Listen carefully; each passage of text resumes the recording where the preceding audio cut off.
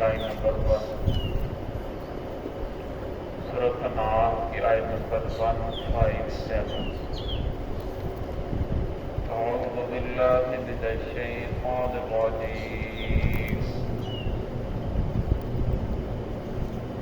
बिस्मिल्लाहिर रहमानिर रहीम। हल यंज़ुरूना इल्ला अन तअतियहुमुल मलाइकतु औ यअतिय रब्बुक औ यअतिय बअदु आयाति रब्बिक यौमा यअती बअदु आयाति रब्बिक ला यनफ़उ नफ़्सन ईमानुहा लम तकुन आमनत मिन क़ब्लु औ कसबत फी ईमानिहा खैरा क़ुल इंतज़िरू इन्ना मुंतज़िरून।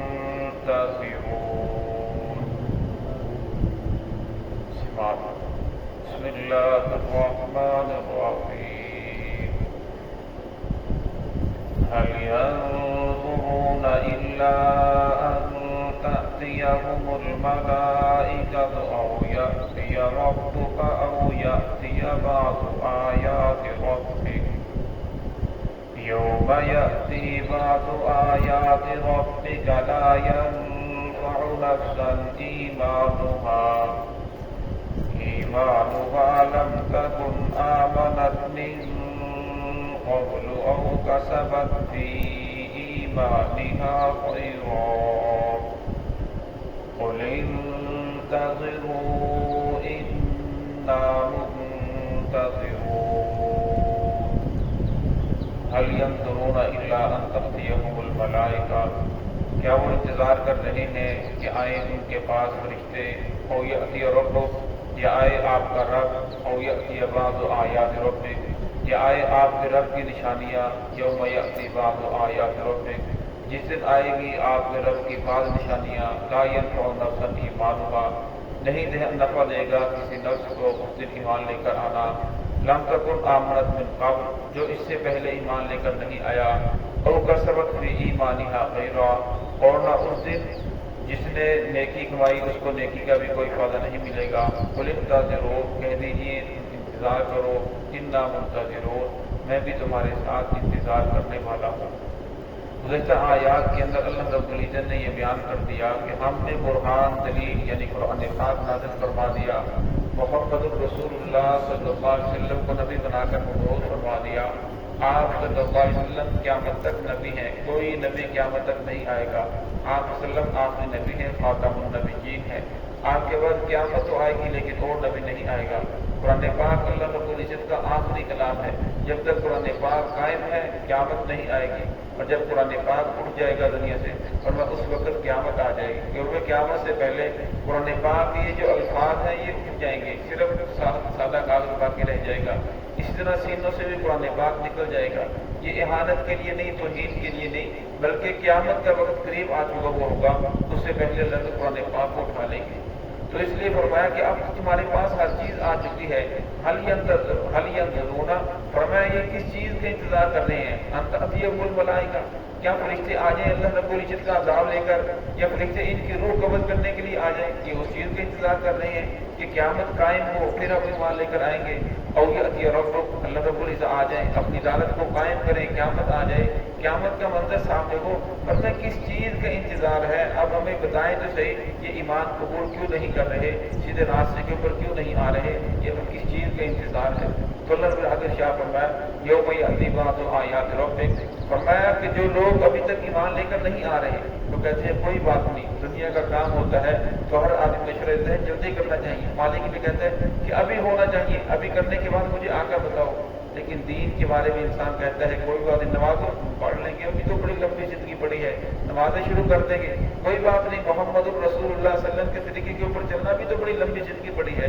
شریعت محمدیہ کے اوپر چلیں گے، لیکن ابھی تو میں نوجوان ہوں، ابھی تو میری اتنی عمر نہیں ہے، کوئی بات نہیں، چلنا شروع کر دیں گے۔ اور میں جب دین کے بارے میں اس طرح سوچتا ہے میں پھر پتہ کوئی نہیں کس وقت کس کو موت آ جائے، نوجوان بھی جا رہے ہیں، بوڑھے بھی جا رہے ہیں، بچے بھی جا رہے ہیں، آنے کی ترتیب ہے، جانے کی کوئی ترتیب نہیں ہے، تو اس لیے فرمایا کہ اس وقت انسان اگر توبہ کرے گا، اس وقت اگر انسان ایمان لے کر آئے گا، اس وقت ایمان لانا قابل قبول نہیں، اس وقت تو فرعون بھی ایمان لے کر آیا تھا، جس وقت جب چلو پانی کے اس کے ناک کے اندر گئے تو موت کو سامنے دیکھنے لگا، وہ دکھانے لگا، اس کو کہنے لگا آمنا برب ہارون و موسیٰ، میں بھی موسیٰ اور ہارون کے رب پر ایمان لے کر آیا۔ اللہ نے شاہ فرمایا اللہ اب ایمان لاتا ہے وقد عصیت قبل وکنت من المفسدین، اس سے پہلے تو نافرمانیاں کرتا رہا، لہذا اب تیرا ایمان قابل قبول نہیں ہے۔ تو اللہ نے یہاں ارشاد فرما دیا فرمایا جن لوگوں نے کیونکہ قیامت سے پہلے ایمان کو قبول کیا اور ان کا ایمان قبول ہوگا، جن لوگوں نے قرب قیامت کے بعد ایمان قبول کیا کہ نشانیاں ظاہر ہونے کے بعد، جس طرح فرمایا تیرے رب کی نشانی آ جائے، نشانی سے مراد یہ ہے کہ سورج مشرق کی بجائے مغرب سے طلوع ہو جائے، فرمایا قیامت کی نشانیوں میں سے ایک نشانی یہ ہے کہ سورج جو ہوگا وہ مغرب سے طلوع ہوگا، لوگ دیکھیں گے مطلب بالکل صاف ہوگا، بادل نہیں ہوگا لیکن سورج طلوع نہیں ہو رہا ہوگا، پھر اچانک سورج مغرب سے طلوع ہوگا، پھر وہ سر تک آئے گا، پھر اللہ کی طرف سے حکم ہوگا کہ واپس چلا جا، پھر وہ واپس جائے گا، پھر دوبارہ مشرق سے طلوع ہوگا، اور اس کے بعد پھر 120 سال تک لوگ اسی طرح سلسلہ چلتا رہے گا، 120 سال کے بعد پھر قیامت آ جائے گی، اس پر اور بہت ساری نشانیاں ظاہر ہوگی، لیکن فرمایا جب سورج مغرب سے طلوع ہو جائے گا پھر اس کے بعد اسی دن جو ہوگا وہ ایک صفا پہاڑی پھٹے گی، ایک جانور نکلے گا، بیل نما جانور ہوگا، وہ لوگوں سے باتیں کرے گا، لوگ اس کی باتوں کو سمجھیں گے، جس طرح میں بول رہا ہوں آپ بات کو سمجھ رہے ہیں، فرمایا اس طرح لوگ وہ بیل بولے گا، لوگ اس کی بات کو سمجھیں گے، اس بات کی نشانی ہوگی کہ اب دنیا سے انسانیت نکل چکی ہے، یہ حیوانیت کے اندر داخل ہو چکی ہے، فرمایا یہ بھی قرب قیامت کی نشانیوں میں سے ہے، اس طرح عیسیٰ علیہ السلام کا آنا اور دجالوں کا آنا، یاجوج ماجوج کا نکلنا، فرمایا یہ ساری قیامت کی نشانیوں میں سے ہے، 3 جگہ سے زمین کے اندر بڑے بڑے جو علاقے ہوں گے وہ زمین کے اندر دھنس جائیں گے، مشرق کے اندر ایک علاقہ زمین کے اندر دھنس جائے گا، مغرب میں پورے کا پورا ایک شہر زمین کے اندر چلا جائے گا، اور جزیرہ عرب میں پورے کا پورا شہر زمین اسے نگل جائے گی، فرمایا یہ قیامت کی نشانیوں میں سے ایک نشانی ہے، فرمایا کہ یہ لوگ ان نشانیوں کے انتظار کر رہے ہیں کہ اللہ رب العزت سے کوئی نشانی آ جائے، قیامت قائم ہو جائے، فرمایا اس وقت تو ایمان لانا قابل قبول نہیں، ابھی تمہارے پاس موقع ہے، مہلت ہے، اللہ رب العزت نے اپنے انبیاء کو بھیجا، کتابیں نازل فرمائی، ہر دور کے اندر اللہ رب العزت ہر حق کی آواز بلند کرنے والوں کو کھڑا کرتے ہیں، کچھ نہ کچھ ایسے لوگ موجود ہوتے ہیں جو حق کی آواز کو لے کر کھڑے ہوتے ہیں، اگر یہ ساری دنیا مخالفت کرنے والی ہو، اللہ شاہ فرماتے ہیں کہ جس نے ایمان لے کر آنا ہو، جس نے کلمہ پڑھنا ہو، جس نے سیدھے راستے کے اوپر آنا ہو، اس کے لیے کوئی مشکل نہیں ہے، وہ کا سبق فی ایمانہ خیرا،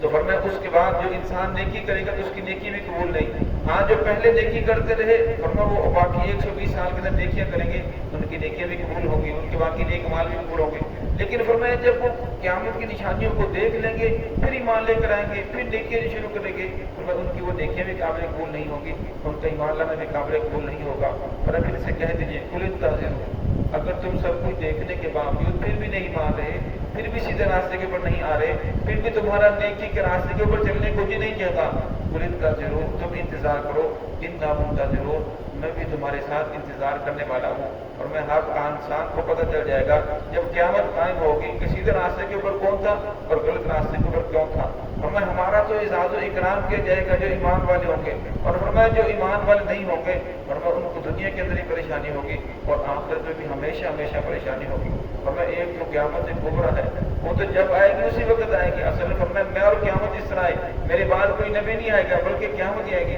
ایک قیامت صغریٰ ہے، فرمایا وہ ہر آدمی کی جب انسان کی موت آ جاتی ہے، فرمایا ہر انسان اس کے لیے ممات فقط قامت قیامت کو وسلم کی حدیث ہے، جو مر گیا اس کے لیے اس کی قیامت قائم ہوگی، اسے ہر چیز نظر آئے گی، جنت بھی نظر آئے گی، دوزخ بھی نظر آئے گی، فرمایا ہر چیز اس کے سامنے موجود ہوگی، فرمایا اس کی جزا سزا قبر کا معاملہ اس کے ساتھ شروع ہو جائے گا۔ ایک تو فرمایا وہ قیامت کا معاملہ ہے، وہ تو جب ہوگا اسی وقت ہوگا، لیکن فرمایا جو انسان مر گیا اس کے لیے اس کی قیامت قائم ہوگی۔ اس سے اصل کی حدیث ہے کہ سمجھدار انسان وہی ہے جو موت سے پہلے پہلے اس کی تیاری کرے۔ تو ہے کہ اللہ رب العزت ہم سب کو صراط مستقیم پہ چلنے کی توفیق عطا فرمائے۔